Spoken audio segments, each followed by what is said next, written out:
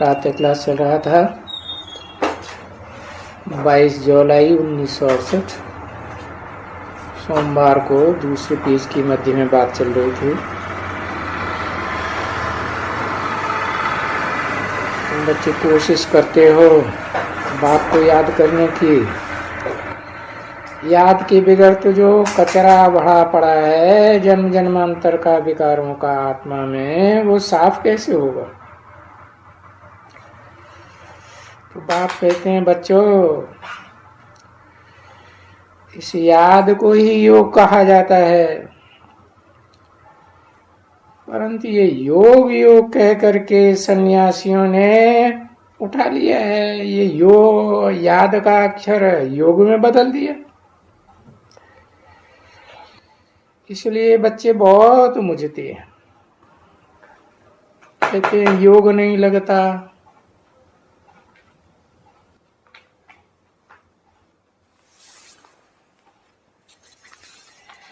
योग नहीं लगता, बार बार बोलते रहते हैं।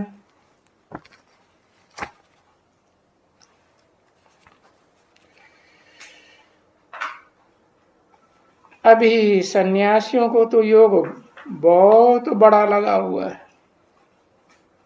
वो तो कहते हैं हम तो ब्रह्म से योग लगाना है।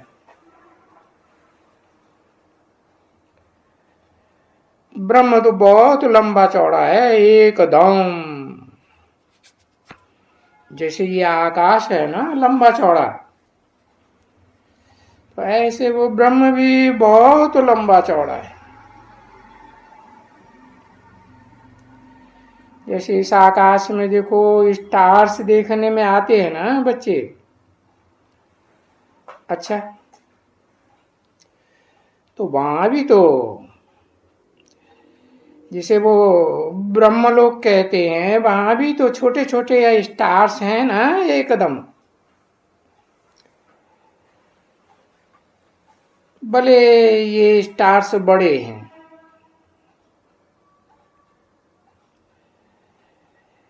ये तो दूर होने के कारण ऐसे देखने में आते हैं छोटे, परंतु जो आत्माएं हैं वो तो ऊपर में देखने में नहीं आती है। देखो वो तो परमाकाश है ना,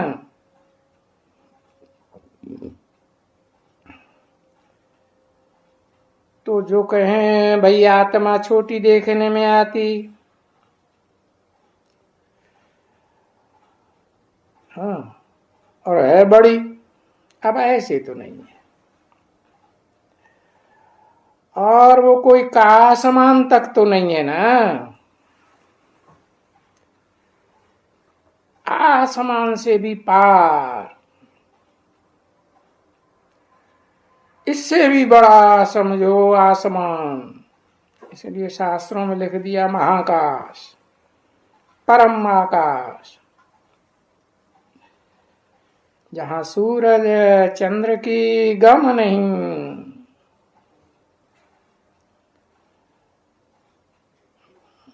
कोई गम नहीं, वहां वो सूरज चांद सितारे है ही नहीं,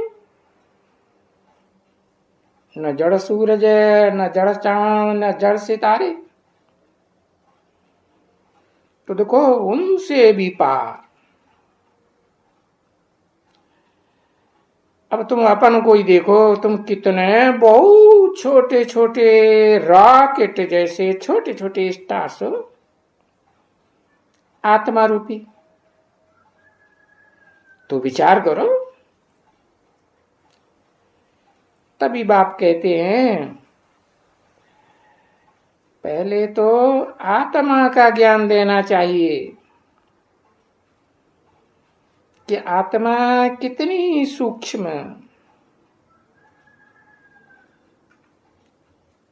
अणु से भी अनुरूप है। वो अणु तो स्थूल होता है, पर ऐसा आत्मा का ज्ञान दे कौन, तो भगवान ही आकर के आत्मा का ज्ञान देते हैं। नहीं तो सिर्फ भगवान को ऐसे नहीं कहेंगे, क्योंकि भगवान को तो वो जानते ही नहीं है। अरे आत्मा को भी नहीं जानते हैं। ऐसा कोई मनुष्य होगा जो समझ सके कि भले इतना भी समझे, भाई भ्रकुटी के बीच में चमकता है जब सितारा, और वो भ्रकुटी में ही जरूर चमकता है। अगर आत्मा यही निवास करती है तो अभी कहते भी हैं कि बहुत छोटे हैं, परंतु उनको ये थोड़े ही मालूम है कि उस आत्मा में ये 84 जन्म का चक्कर का पाठ अविनाशी भरा पड़ा है।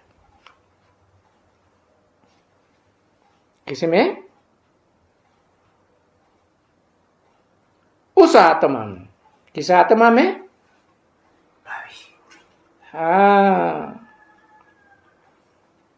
अविनाशी है वो पाठ। 84 के चक्कर का उस आत्मा में विनाश होता ही नहीं, ऑलराउंड पाठधारी है। अब देखो है कितनी छोटी चीज। इस छोटी चीज को बच्चे बाबा ने कहा क्या है? अरे ये कुदरत है।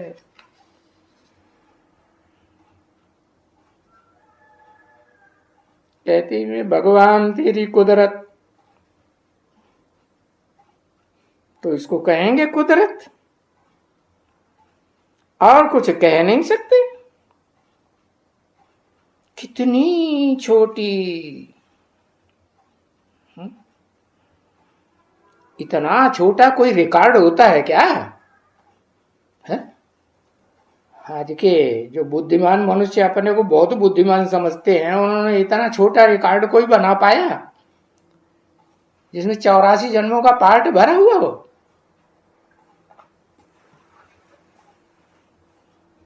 तो देखो हम आत्मा में भी 84 का पार्ट नंबरवार भरा हुआ है।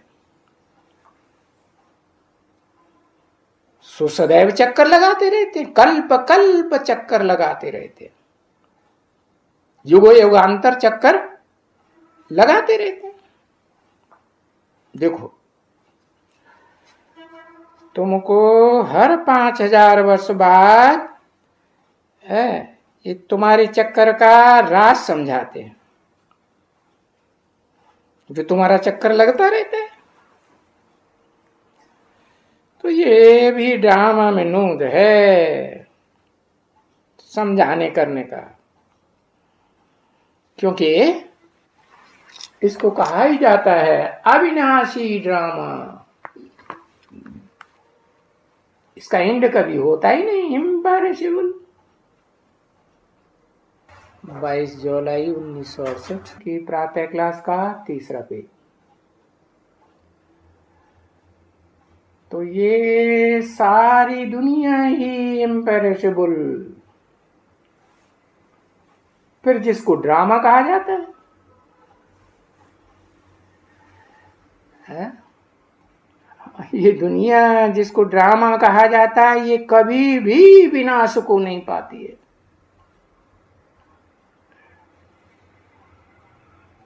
कई वो लोग समझाते हैं ना कि भाई बड़ी प्रलय होती है, मन प्रकष्ट रूप से लय मन लीन हो जाती है, कुछ नहीं बचता।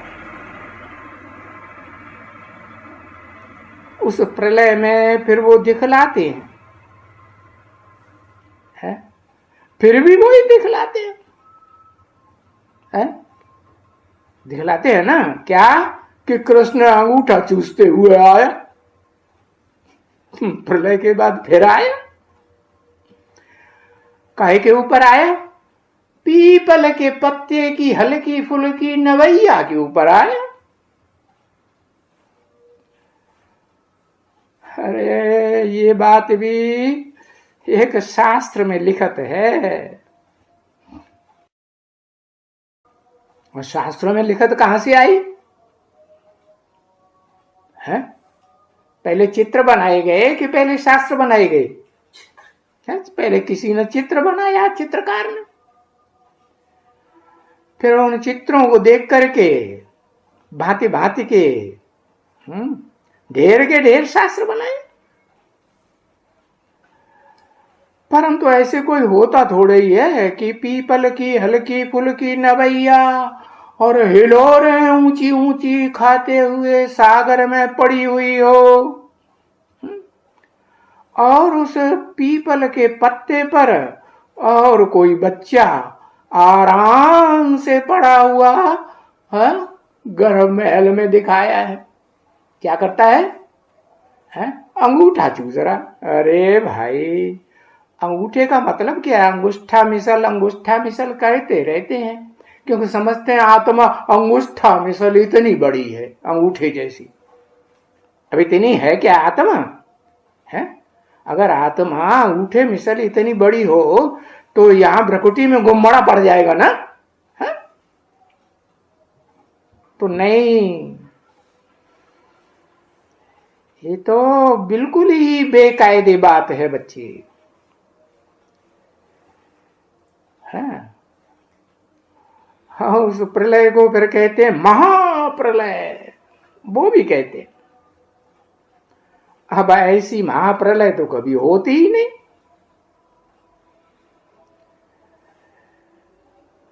ये जिसको कहा जाता है एक धर्म की स्थापना और सभी धर्मों का विनाश,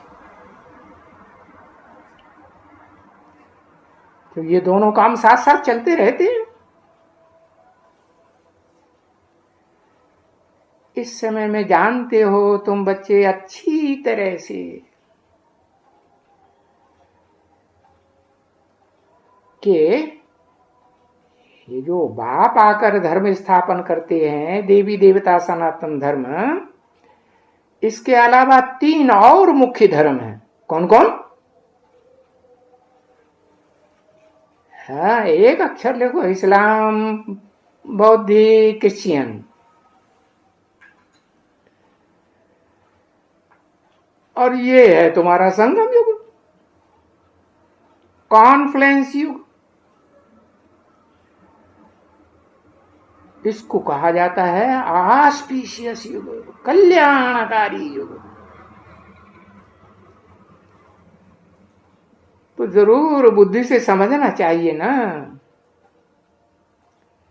कि ये पुरानी दुनिया में और नई दुनिया में अरे रात दिन का फर्क हो जाता है। क्योंकि पुरानी दुनिया है अकल्याणकारी। कोई का कल्याण होता है? कोई कर पाता है कल्याण? इतने इतने बड़े बड़े धर्म पिताएं आए हैं, ग्रेट फादर्स कहे जाते हैं, कल्याण कर सके है कि और ही अकल्याण होता गया?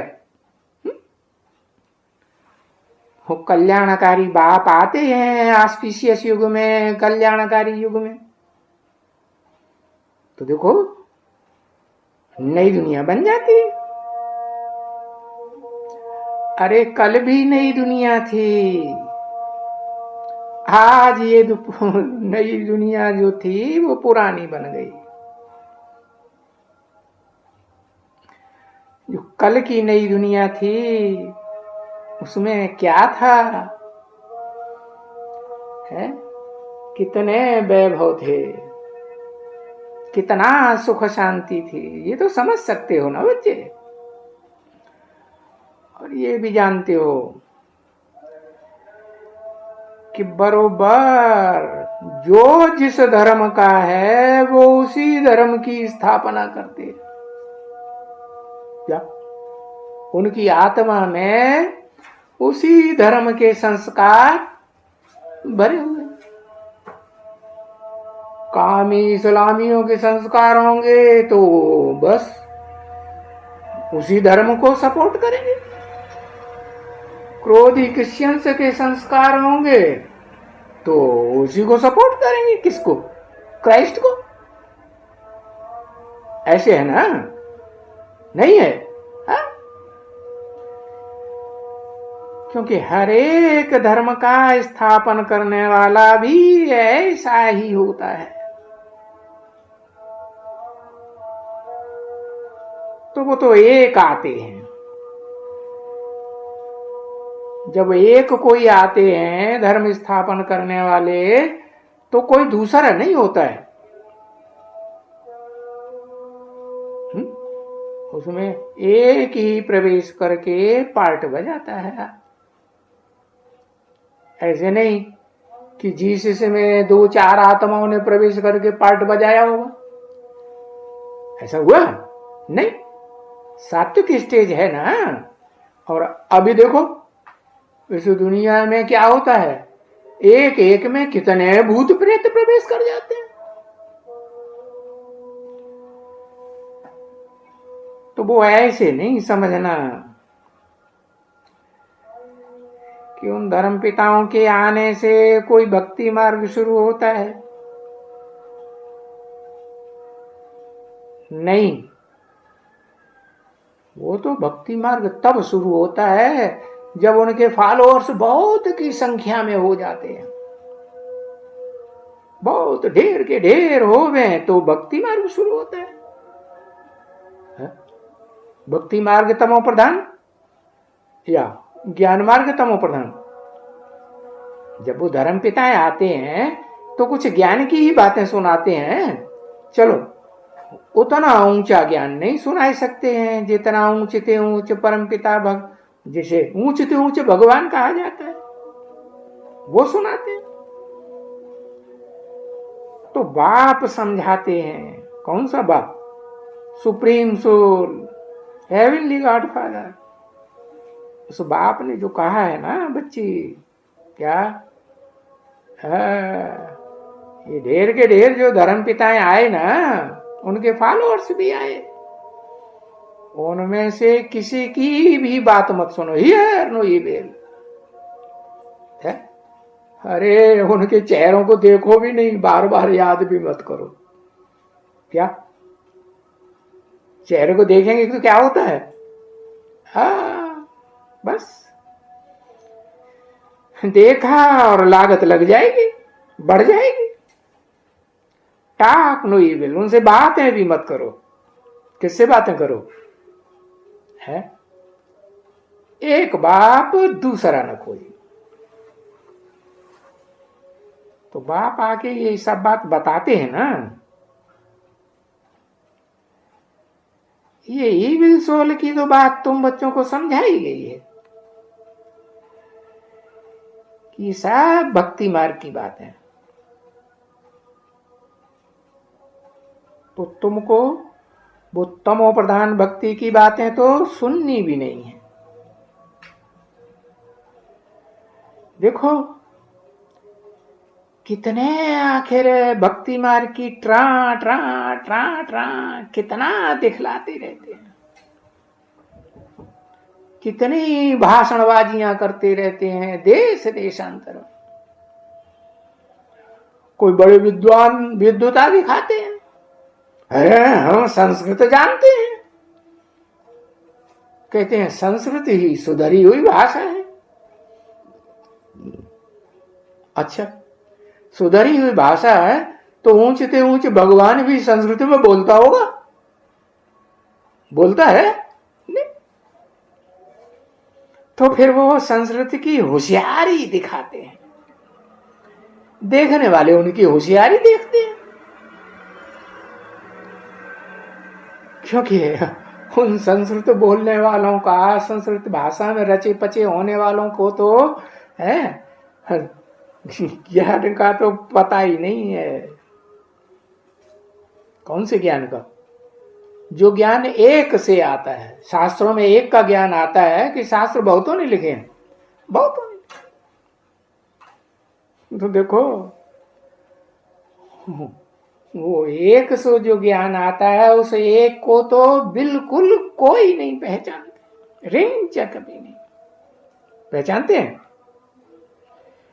जैसे कि ज्ञान का कभी नाम ही नहीं सुना है। तो ये तो फर्क रखना चाहिए ना बच्ची, कि भक्ति क्या है और ज्ञान क्या है। भक्ति है रावण राज। जब रावण कहते हैं तो रावण को 10 मुख दिखाते हैं ना, है? एक मुख से आवाज करता है कि 10 मुख दिखाए गए। और ज्ञान एक राम बाप, जो सब मनुष्य मात्र का बाप, उसे एक के द्वारा ज्ञान आता है और गाया भी जाता है। ब्राह्मणों के प्रति गाया जाता है कि भाई ज्ञान दिन, और फिर ब्राह्मण ही तमो प्रधान बनते हैं तो फिर उनकी भक्ति की रात हो जाती है।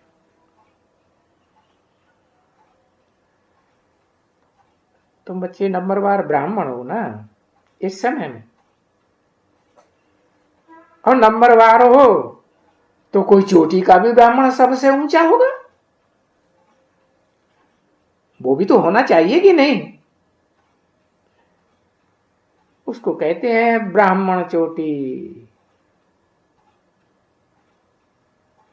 तो आगे जो ब्राह्मण लोग होते थे ना भक्ति मार्ग में भी यादगार रखते थे। कितनी बड़ी चोटी है। आजकल तो छोटी सी चुटैया रखते हैं, कोई रखते भी हैं तो, नहीं तो वो भी उड़ाए दी। पहले इतनी मोटी चोटी रखते थे, ढेर सारे बालों की रखते थे कि नहीं। हाँ, खुर जितनी, गाय के खुर जितनी। जैसे गऊ का खुर होता है ना, है तो इतनी बड़ी वो निशानी छोड़ते थे। हाँ, परंतु अभी तो ये फैशन बदलते जाते हैं बिल्कुल। तो इन सब भक्ति मार्ग की बातों का अपना तो कोई काम नहीं है। ओम शांति।